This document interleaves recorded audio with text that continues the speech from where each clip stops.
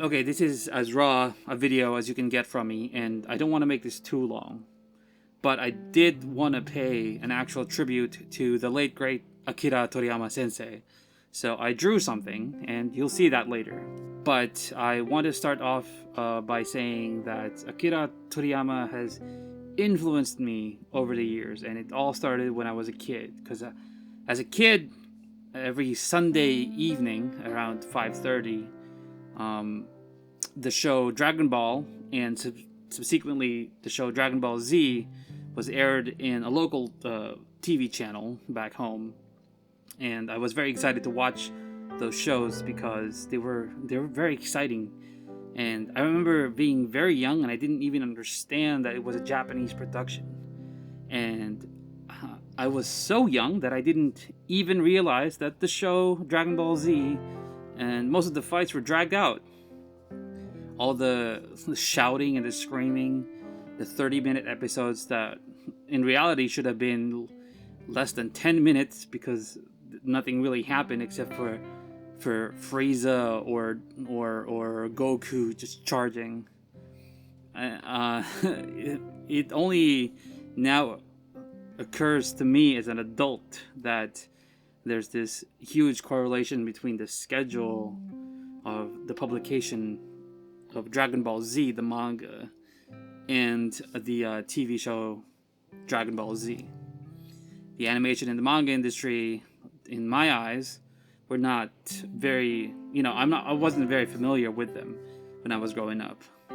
And my journey with art also was heavily influenced by Akira Toriyama.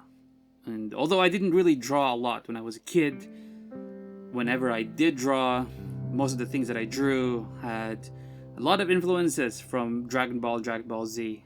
Many of the characters were very muscular, very masculine, because that's how I saw Dragon Ball when I was growing up.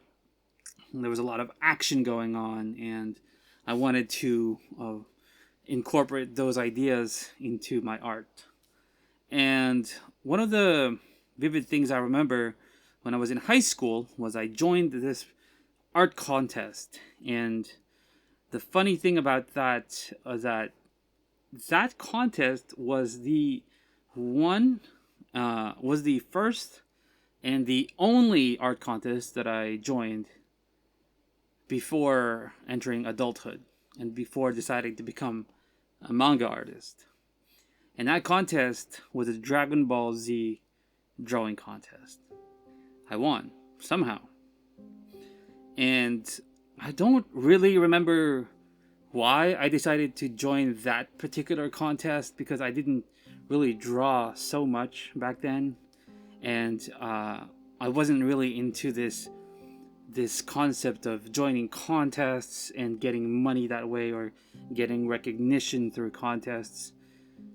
But I think now that I think about it, maybe it was because of a subconscious kind of understanding of how much influence Akira Toriyama had on my life as a creative person.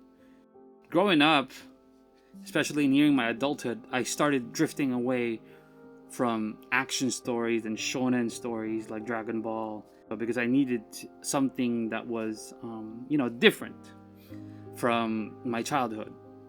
And so I didn't really read past Dragon Ball Z, or actually I didn't really watch anything past Dragon Ball Z, and my connection with the Dragon Ball series became different because I ended up not being a consumer of Dragon Ball. However, as an adult, when I decided to try to pursue this idea, this dream of becoming a manga artist, Akira Toriyama influenced me once again, because whenever I did some research on how to be a manga artist and how to publish manga, and I had to look into the techniques of making a page.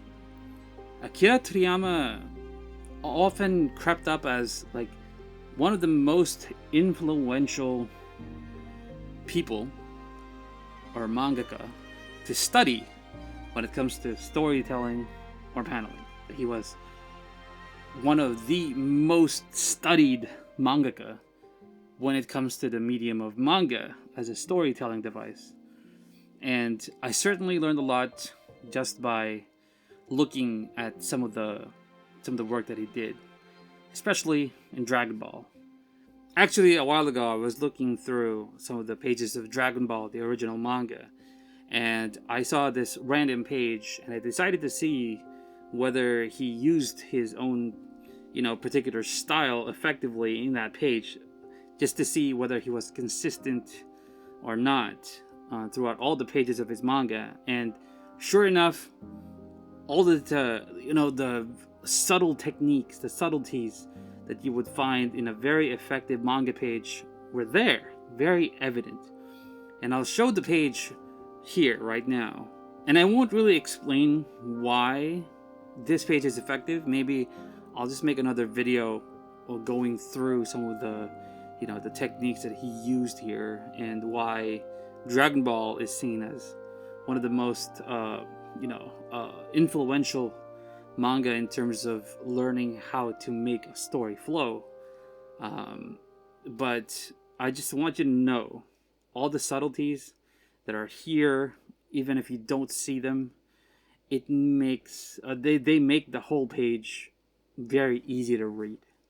And one more thing that I want to say is that a lot of people, of course, are inspired by Akira Toriyama, and a lot of people are fans of his manga and the anime that's based on his manga.